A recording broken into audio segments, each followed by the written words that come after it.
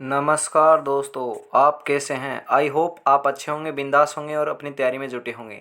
तो मैं मनीष पायल आपका अपने YouTube channel MP classes Jhunjhunu पर बहुत स्वागत करता हूं। दोस्तों, आज की क्लास में हम दिल्ली पुलिस कांस्टेबल परीक्षा 2023 के लिए पूरे के पूरे 100 महत्वपूर्ण प्रश्न हल करेंगे। दोस्तों, आज की क्लास में मैं बता देता हूं दोस्तों, 100 महत्वपूर्ण प्रश्न हल करेंगे।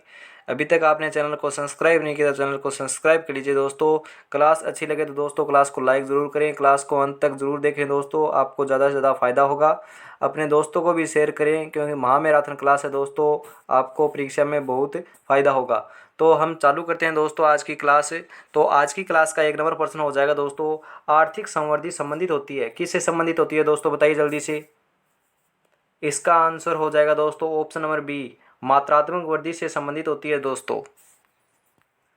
2 नंबर प्रश्न हो जाएगा दोस्तों, आर्थिक विकास संबंधित होता है, किससे संबंधित होता है दोस्तों? इसका आंसर हो जाएगा दोस्तों ऑप्शन नंबर सी, ए एवं बी दोनों, मतलब कि मात्रात्मक वृद्धि से भी होता है और गुणात्मक वृद्धि से, दोनों से आर्थिक विकास संबंधित होता है दोस्तों। महत्वपूर्ण प्रश्न है ये सभी। 3 नंबर प्रश्न हो जाएगा दोस्तों, किसी भी देश की आर्थिक संवृद्धि का सबसे उपयुक्त मानक है, कौन सा है दोस्तों? इनमें से बताइए। इसका आंसर हो जाएगा दोस्तों ऑप्शन नंबर बी, प्रति व्यक्ति आय है दोस्तों।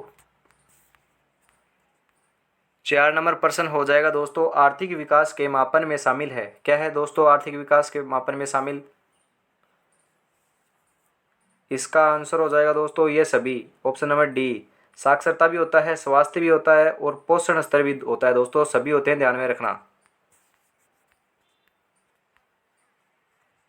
5 नंबर प्रश्न हो जाएगा दोस्तों, मानव विकास सूचकांक के 3 बुनियादी आयामों में नहीं शामिल है, कौन नहीं शामिल है दोस्तों? 3 तो शामिल है और एक शामिल नहीं है, वह बताना है दोस्तों आपको कौन सा शामिल नहीं है।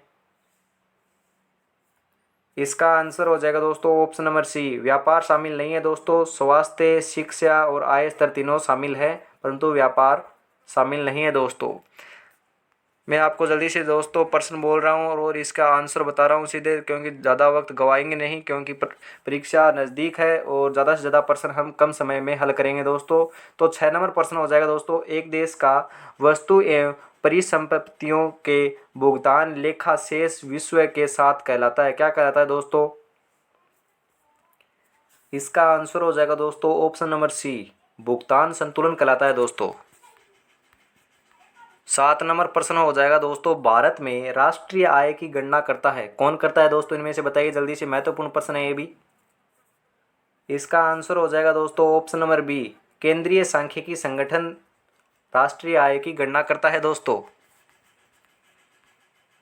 8 नंबर प्रश्न हो जाएगा दोस्तों, राष्ट्रीय आय के आकलन की विधि है, क्या कौन सी विधि है दोस्तों? इनमें से बताइए। इसका आंसर हो जाएगा दोस्तों ऑप्शन नंबर डी, ये सभी हैं दोस्तों। उत्पादन विधि भी है, आय विधि भी है और व्यय विधि भी है, तीनों विधियां हैं दोस्तों, ध्यान में रखना। 9 नंबर प्रश्न हो जाएगा दोस्तों, विदेशों में उत्पादित वस्तुओं एवं सेवाओं के मूल्य को शामिल किया जाता है। इसका आंसर हो जाएगा दोस्तों ऑप्शन नंबर ए, राष्ट्रीय आय में शामिल किया जाता है दोस्तों। महत्वपूर्ण प्रश्न है ये भी। 10 नंबर प्रश्न हो जाएगा दोस्तों, राष्ट्रीय आय लेखांकन का जन्मदाता किसे कहा जाता है दोस्तों? इसका आंसर हो जाएगा दोस्तों ऑप्शन नंबर ए, कुजनेटस को कहा जाता है। 11 नंबर प्रश्न हो जाएगा दोस्तों, हिंदू संवर्धी दर का संबंध किस संवर्धी दर से है? इसका आंसर हो जाएगा दोस्तों ऑप्शन नंबर ए, सकल राष्ट्रीय उत्पाद से है दोस्तों। 12 नंबर प्रश्न हो जाएगा दोस्तों, किसी राष्ट्र की आर्थिक सामाजिक लक्षणों की प्राप्ति के लिए संसाधनों का अनुकूलतम उपयोग कहलाता है, क्या कहलाता है दोस्तों? बताइए। इसका आंसर हो जाएगा दोस्तों ऑप्शन नंबर सी, आर्थिक नियोजन कहलाता है दोस्तों। 13 नंबर प्रश्न हो जाएगा दोस्तों, भारत में आर्थिक नियोजन संबंधी अवधारणा सर्वप्रथम किसने प्रस्तुत की थी दोस्तों? इसमें से बताइए किसने प्रस्तुत की थी दोस्तों? इसका आंसर हो जाएगा दोस्तों option number A, M Visvesvaraya ने की थी दोस्तों। 14 नंबर प्रश्न हो जाएगा दोस्तों, सर्वोदय योजना किसने प्रस्तुत किया था दोस्तों? इनमें से बताइए दोस्तों किसने प्रस्तुत किया था सर्वोदय योजना। इसका आंसर हो जाएगा दोस्तों option number A, Jayaprakash Narayan ने प्रस्तुत किया था दोस्तों सर्वोदय योजना। 15 नंबर प्रश्न हो जाएगा दोस्तों, गांधीवादी अर्थव्यवस्था किस पर आधारित है दोस्तों। इसका आंसर हो जाएगा दोस्तों ऑप्शन नंबर बी, न्यास पर, या न्याय भी बोल सकते हैं, न्यास पर आधारित है दोस्तों। 16 नंबर प्रश्न हो जाएगा दोस्तों, योजना आयोग का गठन कब हुआ था दोस्तों। बताइए दोस्तों योजना आयोग का गठन कब हुआ था। महत्वपूर्ण प्रश्न है, इंपॉर्टेंट लगा लीजिए दोस्तों इसको भी। इसका आंसर हो जाएगा दोस्तों ऑप्शन नंबर बी, 15 मार्च 1950 को योजना आयोग का गठन हुआ था दोस्तों। 16 नंबर प्रश्न हो जाएगा दोस्तों, कौन सी योजना महालनोबिस मॉडल पर आधारित है। इसका आंसर हो जाएगा दोस्तों ऑप्शन नंबर बी, द्वितीय पंचवर्षीय योजना महालनोबिस मॉडल पर आधारित है दोस्तों। 18 नंबर प्रश्न हो जाएगा दोस्तों, भारत में पंचवर्षीय योजनाओं के दोहरा योजना अवकाश की अवधि क्या थी दोस्तों। बताइए इनमें से कौन सी थी। इसका आंसर हो जाएगा दोस्तों ऑप्शन नंबर ए, 1966 से लेकर 1969 तक। 19 नंबर प्रश्न हो जाएगा दोस्तों, गरीबी उन्मूलन का नारा किस पंचवर्षीय योजना में दिया गया था दोस्तों। महत्वपूर्ण प्रश्न है, बताइए कौन सी पंचवर्षीय योजना के अंदर दिया गया था दोस्तों ये नारा।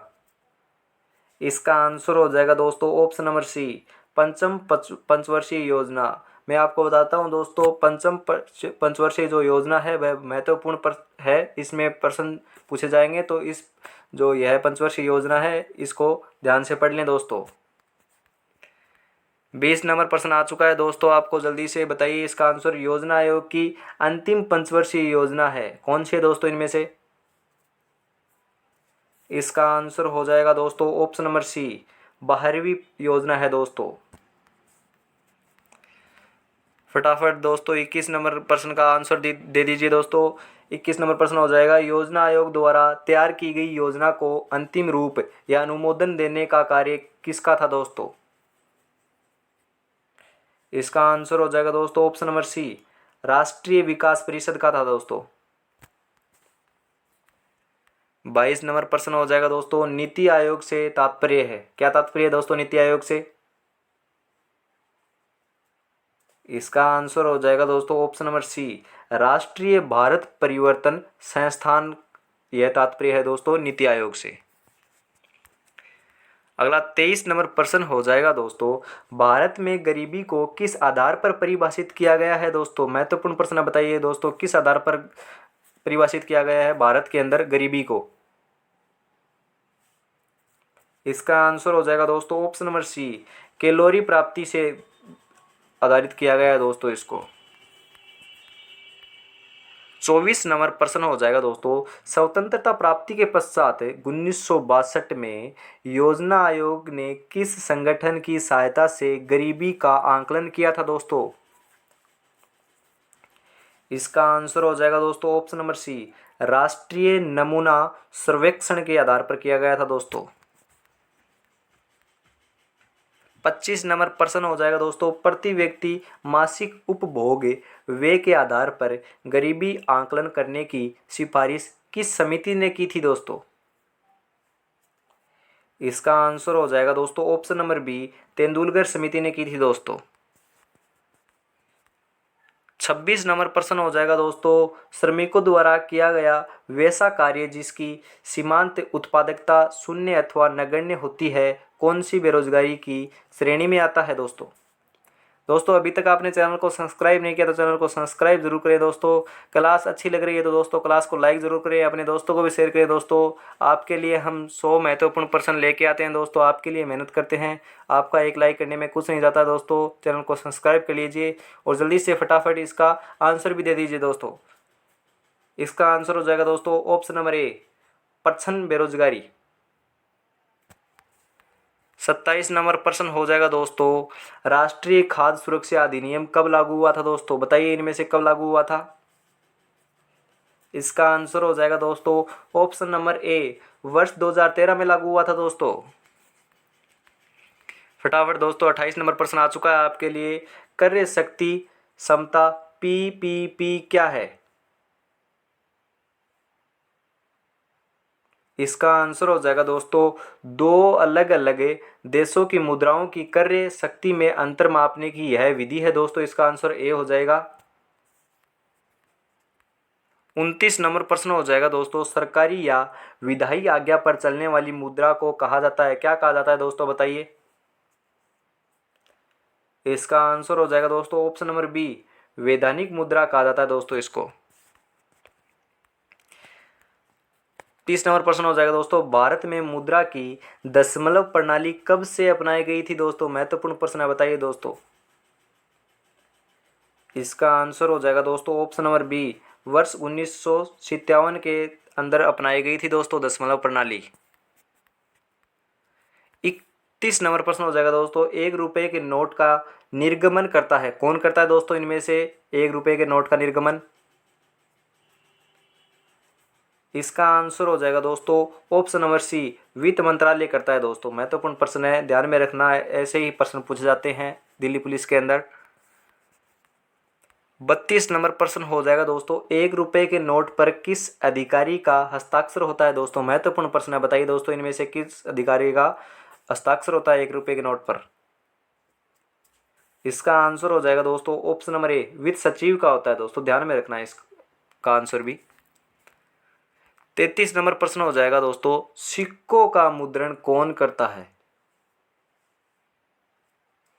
इसका आंसर हो जाएगा दोस्तों ऑप्शन नंबर ए, भारत सरकार करती है दोस्तों सिक्कों का मुद्रण या निर्माण। 34 नंबर प्रश्न हो जाएगा दोस्तों, निम्न में 100% तरलता होती है, किनमें होती है दोस्तों इनमें से? इसका आंसर हो जाएगा दोस्तों ऑप्शन नंबर ए, नोट में होती है दोस्तों 100% तरलता। 35 नंबर प्रश्न हो जाएगा दोस्तों, भारत में पूर्ण स्वामित्व वाला प्रथम भारतीय बैंक है, कौन सा है दोस्तों इनमें से बताइए। इसका आंसर हो जाएगा दोस्तों option number C, Punjab National Bank है दोस्तों। 36 नंबर प्रश्न हो जाएगा दोस्तों, भारतीय रिजर्व बैंक का राष्ट्रीयकरण कब हुआ था दोस्तों? बताइए दोस्तों इसका आंसर। इसका आंसर हो जाएगा दोस्तों ऑप्शन नंबर बी, 1 जनवरी 1949। 37 नंबर प्रश्न हो जाएगा दोस्तों, स्वतंत्र भारत के प्रथम आरबीआई गवर्नर जनरल या गवर्नर कौन थे? आरबीआई गवर्नर कौन थे दोस्तों, जो भारतीय भी थे? महत्वपूर्ण प्रश्न है दोस्तों। इसका आंसर हो जाएगा दोस्तों ऑप्शन नंबर ए, सीडी देशमुख थे दोस्तों। महत्वपूर्ण प्रश्न है, आरबीआई गवर्नर और वो भी भारतीय भी थे। स्वतंत्र भारत के पूछ रहा है दोस्तों यह प्रथम गवर्नर आरबीआई गवर्नर। 38 नंबर प्रश्न हो जाएगा दोस्तों, देश के 14 बड़े व्यावसायिक बैंकों का राष्ट्रीयकरण कब किया गया था? इसका आंसर हो जाएगा दोस्तों ऑप्शन नंबर ए, 19 जुलाई 1969 को किया गया था दोस्तों। 39 नंबर प्रश्न हो जाएगा दोस्तों, निम्न में से आरबीआई का कार्य नहीं है, 3 तो कार्य हैं आरबीआई के परंतु एक नहीं है, वह कौन सा नहीं है दोस्तों बताइए। इसका आंसर हो जाएगा दोस्तों ऑप्शन नंबर बी नहीं है दोस्तों, राजकोषीय नीति का संचालन नहीं करता है आरबीआई, और नोटों का निर्गमन भी करता है, मुद्रा व ऋण प्रणाली का संचालन भी करता है, मौद्रिक नीति का संचालन भी करता है। इसमें 3 प्रश्न आपके तैयार हो जाते हैं दोस्तों, ध्यान में रखना है यह सभी प्रश्न। 40 नंबर प्रश्न हो जाएगा दोस्तों, अल्पकाल के लिए रिजर्व बैंक द्वारा जब वाणिज्य बैंकों से उधार लिया जाता है तो वह दर कहलाती है, क्या कहलाती है दोस्तों बताइए। इसका आंसर हो जाएगा दोस्तों option number B, reverse repo दर कहलाती है दोस्तों। 41 नंबर प्रश्न हो जाएगा दोस्तों, जिस दर पर रिजर्व बैंक वाणिज्यिक बैंकों को उधार देता है उसे क्या कहते हैं दोस्तों। इसका आंसर हो जाएगा दोस्तों ऑप्शन नंबर बी, बैंक दर कहते हैं दोस्तों उनको। 42 नंबर प्रश्न हो जाएगा दोस्तों, किस बैंक के राष्ट्रीयकरण के पश्चात उसे भारतीय स्टेट बैंक का दर्जा प्राप्त हुआ। इसका आंसर हो जाएगा option number B, Imperial Bank of India. 43 नंबर प्रश्न हो जाएगा, भारत में राष्ट्रीयकृत बैंकों की संख्या कितनी है दोस्तों? बताइए दोस्तों कितनी है इनमें से? इसका आंसर हो जाएगा दोस्तों ऑप्शन नंबर बी 19 है। भारत में राष्ट्रीयकृत बैंकों की संख्या कितनी है? 19। 44 नंबर प्रश्न हो जाएगा, भारत सार्वजनिक क्षेत्र का सबसे बड़ा व्यापारिक बैंक कौन सा है? कौन सा है? इसका आंसर हो जाएगा दोस्तों option number B State Bank of India. 45 नंबर प्रश्न हो जाएगा दोस्तों, भारत का पहला शेयर बाजार है कौन सा है दोस्तों? महत्वपूर्ण प्रश्न है ये भी। इसका आंसर हो जाएगा ऑप्शन नंबर ए बॉम्बे स्टॉक एक्सचेंज भारत का पहला शेयर बाजार है। 46 नंबर प्रश्न हो जाएगा, निम्न में से कौन सा कथन शेयर बाजार के संदर्भ में असत्य है? 3 तो सत्य हैं, परंतु एक जो कथन दिया है वह असत्य है, वह आपको असत्य कथन बताना है दोस्तों। इसका आंसर हो जाएगा दोस्तों ऑप्शन नंबर सी, भारत में मान्यता प्राप्त शेयर बाजार मात्र 2 हैं। 2 नहीं है दोस्तों, ज़्यादा हैं, यह आपका गलत हो जाएगा और यह 3 सही हो जाएंगे। मैं बताता हूँ कौन से सही हो जाएंगे। बॉम्बे स्टॉक एक्सचेंज भारत का पहला शेयर बाजार है, बिल्कुल सही है दोस्तों। नेशनल स्टॉक एक्सचेंज की स्थापना फरवानी समिति की सिफारिश से हुई दोस्तों, यह भी सही है। और ऑप्शन नंबर डी हो जाएगा, शेयर बाजार की नियंत्रक एवं विनियामक संस्था सेवी है दोस्तों, यह भी आपका आंसर सही हो जाएगा। 47 नंबर प्रश्न हो जाएगा दोस्तों, नेशनल स्टॉक एक्सचेंज का मुख्यालय कहाँ पर है दोस्तों? बताइए।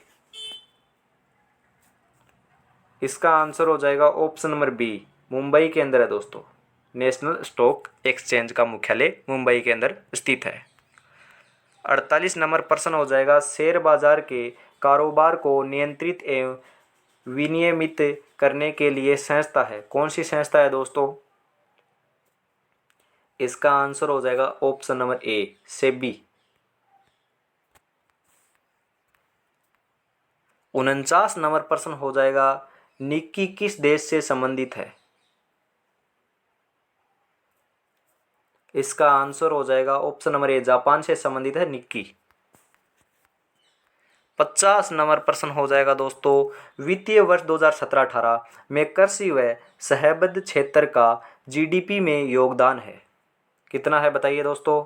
दोस्तों अभी तक आपने चैनल को सब्सक्राइब नहीं किया तो चैनल को सब्सक्राइब कर लीजिए और क्लास अच्छी लग रही है दोस्तों क्लास को लाइक ज़रूर करें। आपके लाइक से हमारा मोटिवेशन बढ़ता है दोस्तों। हम आपके लिए महत्वपूर्ण प्रश्न छांट कर लेके आते हैं दोस्तों। आपका लाइक करने में कुछ नहीं जाता, आप एक लाइक ज़रूर करें और अब एक दोस्त को भी शेयर करें दोस्तों। इसका आंसर बताइए दोस्तों। इसका आंसर हो जाएगा ऑप्शन नंबर बी 18%। हमने 50 प्रश्न कर लिए दोस्तों, जल्दी से 51 नंबर का उत्तर दे दिए आप। भारत में हरित क्रांति की शुरुआत कब हुई थी दोस्तों? बताइए। इसका आंसर हो जाएगा दोस्तों ऑप्शन नंबर ए वर्ष 1966 से 67 ईस्वी के मध्य भारत में हरित क्रांति की शुरुआत हुई थी दोस्तों। 52 नंबर प्रश्न हो जाएगा, हरित क्रांति के किस फसल के उत्पादन में सर्वाधिक प्रभाव पड़ा? इसका आंसर हो जाएगा दोस्तों ऑप्शन नंबर बी गेहूं।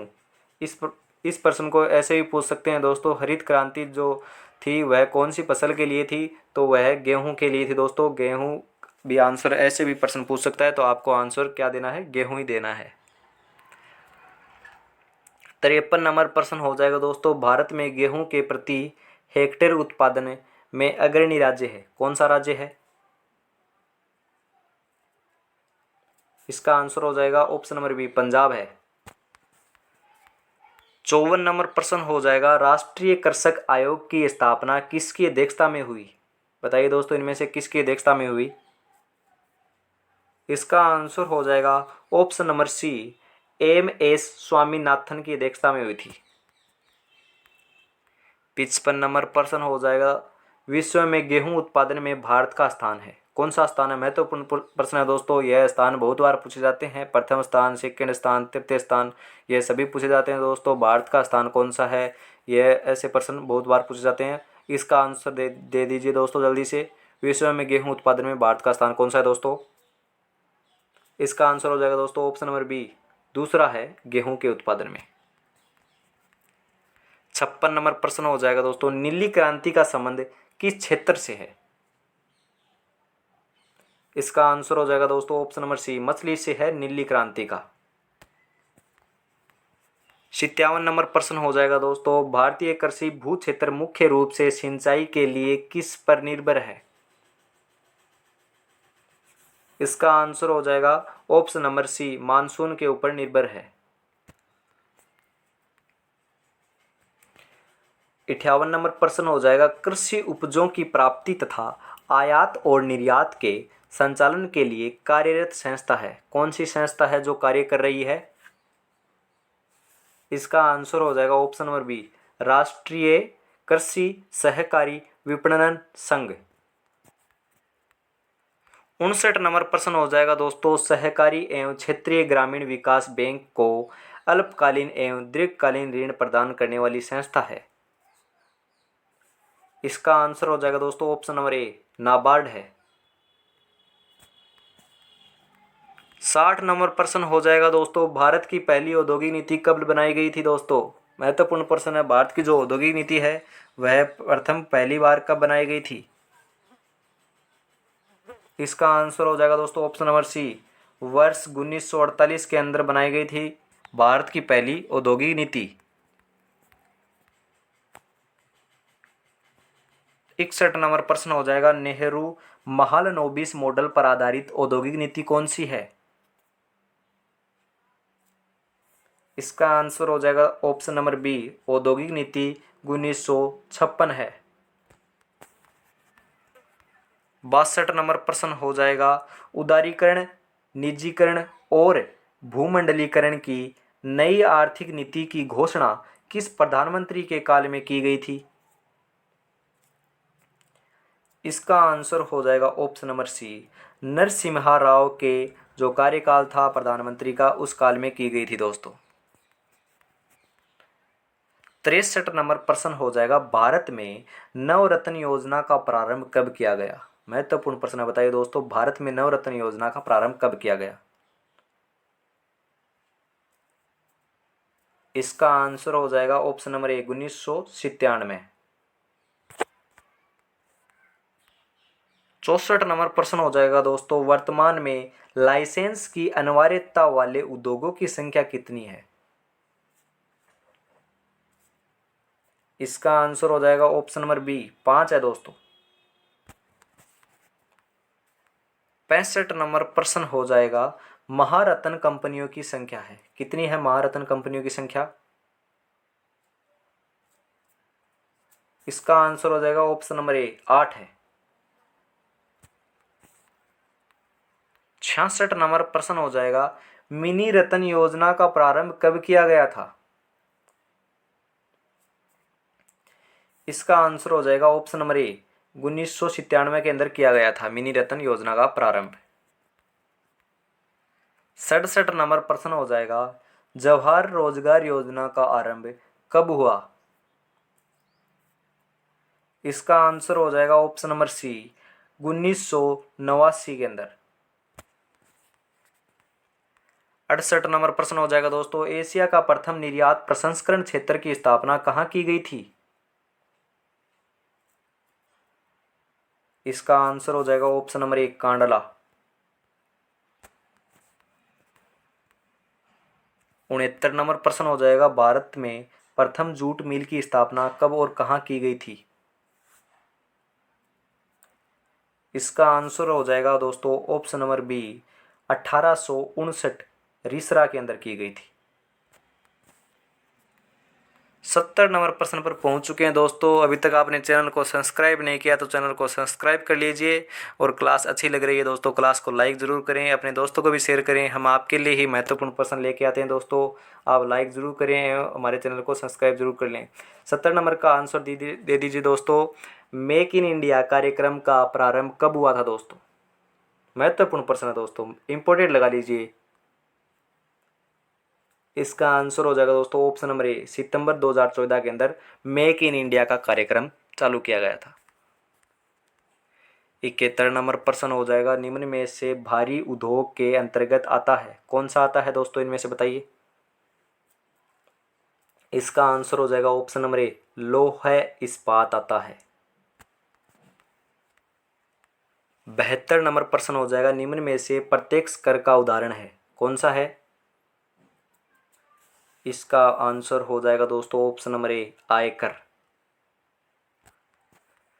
73 नंबर प्रश्न आ चुका है दोस्तों आपकी स्क्रीन के ऊपर, इसका आंसर दे दीजिए। इस निम्न में से कर ढांचे में सुधार देने हेतु बनी समिति है, कौन सी समिति है दोस्तों, इनमें से बताइए। इसका आंसर हो जाएगा दोस्तों ऑप्शन नंबर बी, चलेया समिति है। 74 नंबर प्रश्न हो जाएगा दोस्तों आपका, भारत सरकार द्वारा एक राष्ट्र एक कर की संकल्पना के आधार पर राष्ट्रीय स्तर पर लागू किया गया कर है, कौन सा कर है बताइए। इसका आंसर हो जाएगा दोस्तों option number D, GST. GST है दोस्तों, जीडीपी नहीं है, जीएसटी। थोड़ी सी मिस्टेक हो गई दोस्तों।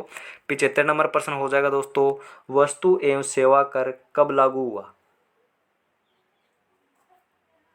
इसका आंसर हो जाएगा दोस्तों ऑप्शन नंबर सी, 1 जुलाई 2017 को लागू हुआ था दोस्तों। 76 नंबर प्रश्न हो जाएगा दोस्तों, देश के औद्योगिक प्रतिष्ठानों के लिए मध्यकालीन एवं दीर्घकालीन साख की व्यवस्था करने वाली वित्तीय संस्था है, कौन सी संस्था है बताइए दोस्तों इनमें से। इसका आंसर हो जाएगा दोस्तों ऑप्शन नंबर सी, भारतीय औद्योगिक वित्त निगम लिमिटेड। 77 नंबर प्रश्न हो जाएगा, भारतीय लघु उद्योग विकास बैंक का मुख्यालय है, कहाँ स्थित है दोस्तों इनमें से। इसका आंसर हो जाएगा दोस्तों ऑप्शन नंबर सी, लखनऊ के अंदर स्थित है दोस्तों। 78 नंबर प्रश्न हो जाएगा दोस्तों, सर्वाधिक लिंगानुपात वाला राज्य कौन सा है दोस्तों बताइए। इसका आंसर हो जाएगा दोस्तों ऑप्शन नंबर ए, केरल है दोस्तों सर्वाधिक लिंगानुपात वाला राज्य। और सबसे कम लिंगानुपात वाला राज्य पूछ ले तो वह हो जाएगा दोस्तों आपका हरियाणा। ध्यान में रखना, दोनों महत्वपूर्ण प्रश्न है, इनमें से कई बार एक तो पूछा ही जाता है, तो दोनों ध्यान में रख लीजिए। सर्वाधिक पूछे तो केरल और न्यूनतम पूछे तो हरियाणा। 79 नंबर प्रश्न हो जाएगा दोस्तों, जनसंख्या की दृष्टि से सबसे बड़ा जिला कौन सा है। इसका आंसर हो जाएगा दोस्तों ऑप्शन नंबर ए, थाने सबसे बड़ा जिला है दोस्तों। 80 नंबर प्रश्न हो जाएगा दोस्तों, भारत की पहली औद्योगिक नीति कब बनाई गई थी दोस्तों। इसका आंसर हो जाएगा दोस्तों ऑप्शन नंबर सी, वर्ष 1948 के अंदर। आगे दोस्तों 81 नंबर प्रश्न हो जाएगा, भारत के प्रथम गवर्नर जनरल ब्रिटिश कौन थे दोस्तों बताइए। इसका आंसर हो जाएगा दोस्तों option number C, Lord William Bentinck थे दोस्तों। दोस्तों अभी तक आपने चैनल को सब्सक्राइब नहीं किया तो चैनल को सब्सक्राइब जरूर कर लीजिए। 82 नंबर प्रश्न हो जाएगा दोस्तों, भारत के प्रथम फील्ड मार्शल कौन थे। इसका आंसर हो जाएगा दोस्तों ऑप्शन नंबर बी, मानिकशॉ थे दोस्तों। 83 नंबर प्रश्न हो जाएगा, भारत के प्रथम राष्ट्रीय मानवाधिकार आयोग के अध्यक्ष थे, कौन थे इनमें से। इसका आंसर हो जाएगा दोस्तों ऑप्शन नंबर बी, न्यायमूर्ति रंगनाथ मिश्र थे दोस्तों। 84 नंबर प्रश्न हो जाएगा दोस्तों, भारत के प्रथम कमांडर इन चीफ कौन थे। इसका आंसर हो जाएगा दोस्तों ऑप्शन नंबर ए, के एम करियप्पा थे दोस्तों। 85 नंबर प्रश्न आपकी स्क्रीन पर है दोस्तों, इसका आंसर दीजिए जल्दी से। भारत रत्न से सम्मानित प्रथम भारतीय महिला कौन थी। इसका आंसर हो जाएगा दोस्तों option number B, Indira Gandhi. Indira Gandhi थी दोस्तों। 86 नंबर प्रश्न हो जाएगा दोस्तों, भारत की प्रथम मिस इंडिया कौन थी। इसका आंसर हो जाएगा ऑप्शन नंबर ए, प्रमिला थी दोस्तों। 87 नंबर प्रश्न आ चुका है दोस्तों आपके लिए, भारत का प्रथम ई कोर्ट कहां पर था। इसका आंसर हो जाएगा ऑप्शन नंबर बी, अहमदाबाद के अंदर भारत का प्रथम ई कोर्ट था। 88 नंबर प्रश्न आ चुका है दोस्तों, भारत की प्रथम राष्ट्रीय महिला आयोग की अध्यक्ष कौन थी? इसका आंसर हो जाएगा ऑप्शन नंबर बी, जयंती पटनायक थी। 89 नंबर प्रश्न आ चुका है दोस्तों आपकी स्क्रीन के ऊपर, इसका आंसर दे दीजिए जल्दी से फटाफट। ज्ञानपीठ पुरस्कार प्राप्त करने वाली प्रथम महिला कौन थी? इसका आंसर हो जाएगा ऑप्शन नंबर बी, आशापूर्णा देवी थी दोस्तों ज्ञानपीठ पुरस्कार प्राप्त करने वाली प्रथम महिला। 90 नंबर प्रश्न आपकी स्क्रीन पर है दोस्तों, भारत की प्रथम महिला आईपीएस अधिकारी कौन थी? इसका आंसर होगा ऑप्शन नंबर सी, किरण बेदी।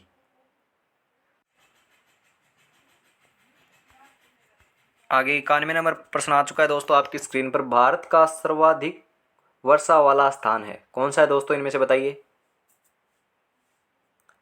इसका आंसर हो जाएगा ऑप्शन नंबर ए, मासिनराम है दोस्तों अभी तक आपने चैनल को सब्सक्राइब नहीं किया तो चैनल को सब्सक्राइब कर लीजिए। क्लास अच्छी लग रही है दोस्तों, क्लास को लाइक ज़रूर करें और अपने दोस्तों को भी शेयर करें। हम आपके लिए महत्वपूर्ण प्रश्न लेके आते हैं दोस्तों, आप एक लाइक ज़रूर करें दोस्तों। भारत का सर्वोच्च शौर्य सम्मान पुरस्कार है कौन सा है दोस्तों, महत्वपूर्ण प्रश्न है, इंपॉर्टेंट लगा लीजिए। कौन सा है भारत का सर्वोच्च शौर्य सम्मान पुरस्कार? इसका आंसर होगा ऑप्शन नंबर बी, परमवीर चक्र। 93 नंबर प्रश्न होगा, भारत के प्रथम नौसेना अध्यक्ष कौन थे? इसका आंसर होगा दोस्तों ऑप्शन नंबर डी, रामदास कट्टारी थे। 94 नंबर प्रश्न हो जाएगा दोस्तों, भारत के प्रथम मैगसेन्स पुरस्कार प्राप्तकर्ता कौन थे? इसका आंसर हो जाएगा दोस्तों ऑप्शन नंबर बी, आचार्य विनोबा भावे। 95 नंबर प्रश्न आ चुका है दोस्तों आपकी स्क्रीन पर, भारत के प्रथम वायसराय थे कौन थे दोस्तों, भारत के प्रथम वायसराय? इसका आंसर हो जाएगा दोस्तों option number C, Lord Canning. 96 नंबर प्रश्न हो जाएगा दोस्तों, भारत का प्रथम लोकसभा अध्यक्ष कौन था? महत्वपूर्ण प्रश्न है दोस्तों, बताइए, इंपॉर्टेंट लगा लीजिए इसको भी। इसका आंसर हो जाएगा दोस्तों ऑप्शन नंबर ए, जीवी मावलंकर थे दोस्तों, भारत का प्रथम लोकसभा अध्यक्ष था जीवी मावलंकर। 97 नंबर प्रश्न आ चुका है दोस्तों आपकी स्क्रीन के ऊपर, प्रथम परमवीर चक्र विजेता कौन थे? इसका आंसर हो जाएगा दोस्तों ऑप्शन नंबर बी, यहाँ पर थोड़ा सा नीचे दिया हुआ है option number B, Somnath Sharma. यदि आपको सोमनाथ शर्मा दिख जाता है तो प्रथम परमवीर चक्र विजेता है दोस्तों, यह है सोमनाथ शर्मा। 98 नंबर प्रश्न हो जाएगा दोस्तों आपका, प्रथम महिला न्यायाधीश है कौन सी है दोस्तों, प्रथम महिला न्यायाधीश? इसका आंसर हो जाएगा ऑप्शन नंबर बी, अन्ना चंडी है दोस्तों। 99 नंबर प्रश्न दोस्तों आपकी स्क्रीन के ऊपर आ चुका है, देश का दूसरा सर्वोच्च सैन्य पुरस्कार है जो सैनिकों को प्रदान किया जाता है कौन सा है दोस्तों, बताइए। ऑप्शन नंबर बी, महावीर चक्र है दोस्तों दूसरा। पहला पूछे तो आपको बताया परमवीर चक्र है और दूसरा पूछे तो महावीर चक्र है दोस्तों। आज की क्लास का दोस्तों अंतिम प्रश्न 100 नंबर प्रश्न पर आ चुके हैं दोस्तों, जल्दी से इसका आंसर दे दीजिए। भारत की प्रथम महिला आईएएस अधिकारी कौन थी?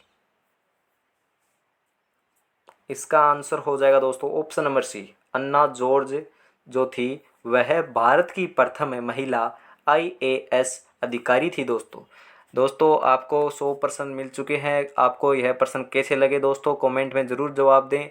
हम आपके लिए मेहनत करते हैं दोस्तों, एक लाइक ज़रूर बनता है हमारे लिए दोस्तों, आपका एक लाइक हमारे लिए मोटिवेशन है दोस्तों। और मैं आपको बताता हूं दोस्तों, यह 5 से 7 आपकी क्लास महामैराथन क्लास होगी, तो उसके अंदर आपका जो जीके है वह क्लियर करा दिया जाएगा दोस्तों, उससे बाहर कुछ नहीं जाएगा। बस आप 5 या 7 जो महामैराथन क्लास है वह ले लीजिए, उससे बाहर कुछ नहीं जाएगा दोस्तों। अभी तक आपने नहीं भी पढ़ा है तो भी आप फाड़ के आओगे पेपर को दोस्तों।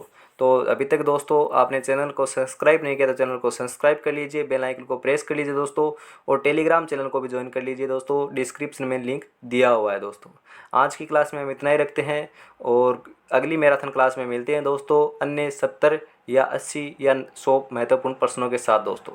जय हिंद, जय भारत दोस्तों।